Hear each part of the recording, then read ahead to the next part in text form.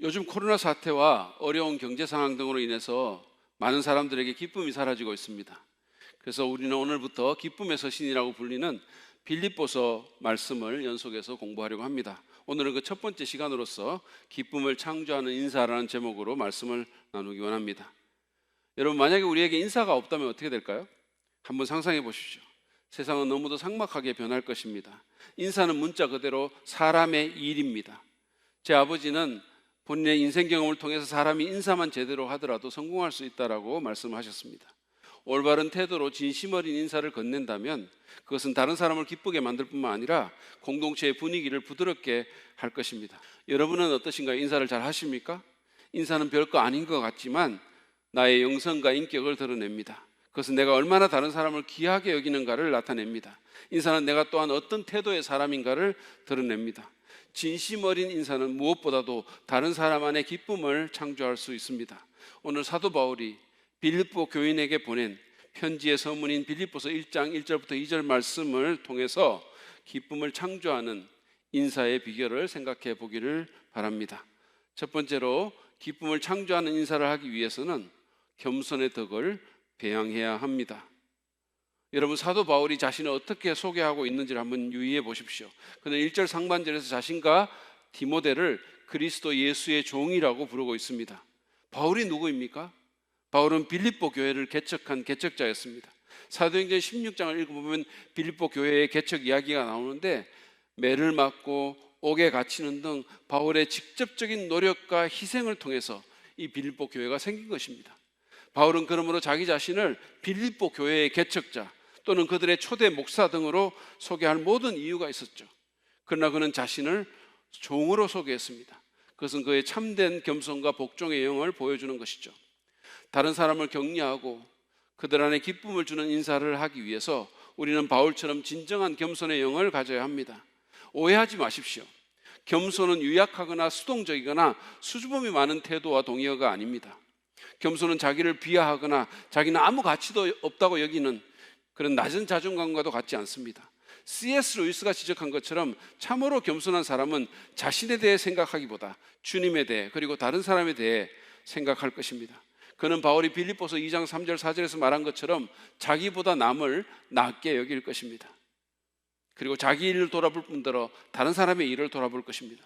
이런 사람은 진심으로 다른 사람을 세워주기 원하고 격려해 주기를 원할 것입니다. 이런 사람의 인사가 어찌 그 인사를 받는 사람의 속에 기쁨을 만들어내지 않겠습니까? 주 안에서 내가 누구인지를 바로 알기 바랍니다. 나는 우주의 중심이 아니고 모든 사람이 나를 위해 존재하지도 않습니다. 당신이 오늘 죽더라도 내일 아침 태양은 여전히 떠오른다라는 유대인 격언이 있습니다. 나는 주님께 내세울 것 하나 없는 죄인이고 주님을 위해서 존재하는 사람입니다. 그 사실을 잊지 마십시오. 바울이 자신을 예수 그리스도의 종이라고 했듯이 우리도 그분의 종입니다. 우리가 하는 모든 것, 우리의 삶은 우리 자신에 대한 것이 아니라 그분에 대한 것입니다. 자기에 대한 생각을 그치고 주님에 대해 묵상하고 주님을 높이려고 해보십시오. 당신은 자기도 모르게 겸손하게 될 것이고 진심에서 우러나오는 인사를 하게 될 것입니다. 두 번째로 기쁨을 창조하는 인사를 하기 위해서 우리는 다른 사람을 주님의 시각으로 봐야 합니다. 바울은 자신과 디모데를 그리스도 예수의 종이라고 밝힌 후에 자신의 편지를 받는 수신자에 대해서 말을 합니다. 1절을 다시 한번 보십시오. 세 번역으로 읽습니다. 그리스도 예수의 종인 바울과 디모데가 그리스도 예수 안에서 빌립보에 살고 있는 모든 성도들과 감독들과 집사들에게 이 편지를 씁니다. 이 편지가 누구에게 써졌습니까? 빌립보에 사는 모든 성도들입니다. 물론 뒷부분에 감독들과 집사들과 함께라는 말이 덧붙여졌지만 신약학자인 F.F. 브루스가 지적한 것처럼 이 편지의 주된 수신자는 빌립보에 사는 성도들입니다. 성도라는 말은 우리 한국 교회에서 남용이 돼서 그 의미가 상당히 퇴색되었습니다. 우리는 교회에 직분이 없는 사람을 성도라고 부릅니다. 그러나 성도는 거룩한 무리, 성자들이라는 뜻입니다. 성도라는 말의 문자적인 의미는 따로 떼어놓은 사람들이라는 뜻입니다. 하나님께서 성별하셨습니다. 비록 그들에게는 아직 부족한 것이 많았지만 바울은 하나님께서 이들을 위해서 하신 일에 주목했습니다. 바울은 또한 그들이 빌립보에 살지만 그리스도 예수 안에 있는 사람들임을 잊지 않았습니다. 바울에게 그들은 단순히 빌립보에 있는 문제 많은 교인이 아니라 예수 안에서 하나님에 의해서 성별된 존귀한 사람들이었습니다. 바울은 하나님의 시각으로 그들을 본 것입니다.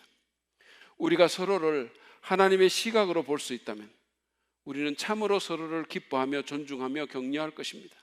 그야말로 기쁨을 창조하는 그런 인사를 할 수 있을 것입니다. 하나님께서 여러분과 함께 앉아있는 형제 자매들을 어떻게 보는지 상상이나 할 수 있습니까? 얼마나 사랑하고 귀하게 여기는지 아십니까?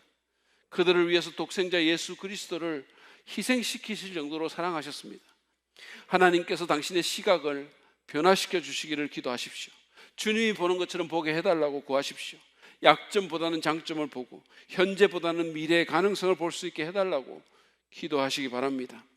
러시아의 대문호인 도스토옙스키는 한 사람을 사랑한다는 것은 그 사람을 하나님이 의도하신 모습으로 본다는 것이다 라고 말했습니다. 우리에게 주님의 사랑이 부어진다면 우리는 어떤 사람의 먼지와 때의 껍질을 뚫고 하나님이 원래 빚으시고 의도하신 모습으로 그를 볼 수 있을 것입니다. 무엇보다도 하나님께서 약점과 문제투성이의 나를 어떻게 보시는가를 깊이 묵상해 보십시오. 하나님께서 내게 어떤 은혜를 부어주셨는지를 기억하십시오. 그러면 그분이 내게 그토록 풍성하게 부어주신 그 은혜가 다른 이에게도 얼마든지 임할 수 있음을 보는 눈이 개발될 것입니다. 필립 얀스의 표현처럼 우리는 은혜로 치유된 눈으로 사람을 볼 수 있을 것입니다. 그럴 때 우리는 진심에서 우러나오는 인사를 할 수 있으며 기쁨을 만드는 그런 사람이 될 수 있을 것입니다. 마지막으로 기쁨을 창조하는 인사를 하기 위해 우리는 서로에게 위에서부터 오는 은혜와 평강을 빌어주어야 합니다. 하나님의 은혜와 평강을 진심으로 구해야 한다는 뜻입니다. 당시 헬라의 일반적인 인사말은 그저 기쁨이 있기를 이라는 것이었습니다. 그리고 유대인들의 인사말은 샬롬, 다시 말해서 평강이 있기를 이었습니다. 그런데 바울은 자신의 서신에서 그 인사말의 내용을 바꿉니다. 2절을 보시죠. 하나님 우리 아버지와 주 예수 그리스도께서 내려주시는 은혜와 평화가 여러분에게 있기를 빕니다. 바울은 빌립보 교인들을 위해서 하나님 아버지와 우리 주 예수 그리스도로부터 오는 은혜와 평강을 빌어주었습니다. 신학적으로 은혜라는 단어는 인간을 향해 하나님이 하신 행위의 모든 것이 녹아있는 단어입니다. 우리는 우리가 누리는 삶의 그 어떤 것도 받을 자격이 없습니다. 하나님의 이해할 수 없는 무조건적인 호의 때문에 우리가 지금 여기에 있는 것입니다. 평강이란 하나님의 은혜를 받은 자들이 경험하는 유익의 모든 것이 녹아있는 그런 단어입니다. 평강은 헬라어로 에이레네인데 단지 갈등의 부재가 아니라 총체적인 복지, 진정한 웰빙을 뜻합니다. 하나님의 은혜를 받은 자들은 상황을 초월하는 그런 평강을 누리게 될 것입니다. 바울은 하나님 아버지와 우리 주 예수 그리스도로부터 오는 은혜와 평강을 그들을 위해 빌어줌으로써 인간이 할 수 있는 최상의 인사를 하고 있는 것입니다. 여러분, 이것보다 더 좋은 인사가 어디 있겠습니까?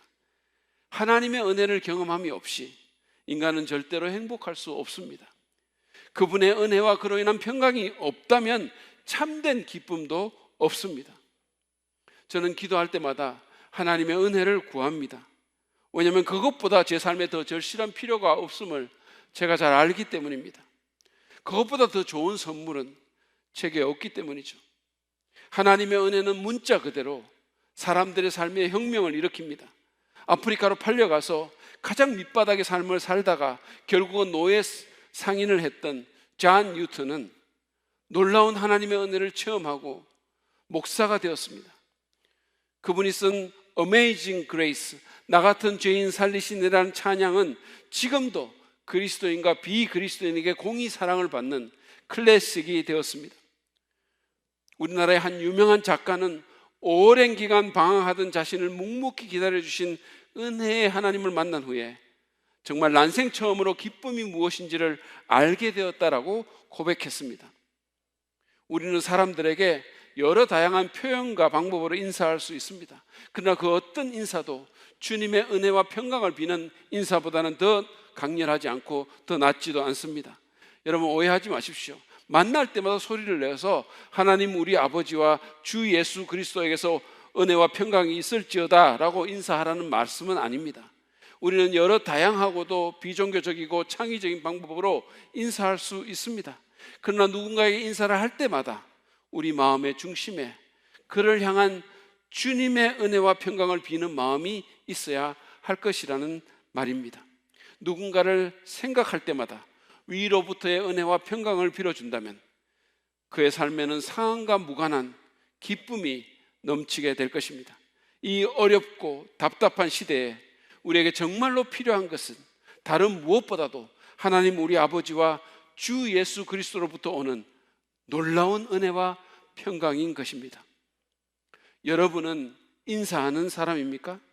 형식적으로나 위선적으로가 아니라 진심으로 인사를 건네십니까?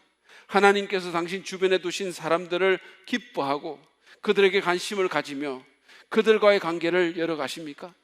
진정으로 인사한다는 것은 다른 사람을 생각하며 존중하는 사람이 된다는 뜻입니다. 그것은 다른 사람을 세우고 격려하는 사람이 된다는 뜻입니다. 그러므로 인사한다는 것은 지극히 기독교적입니다.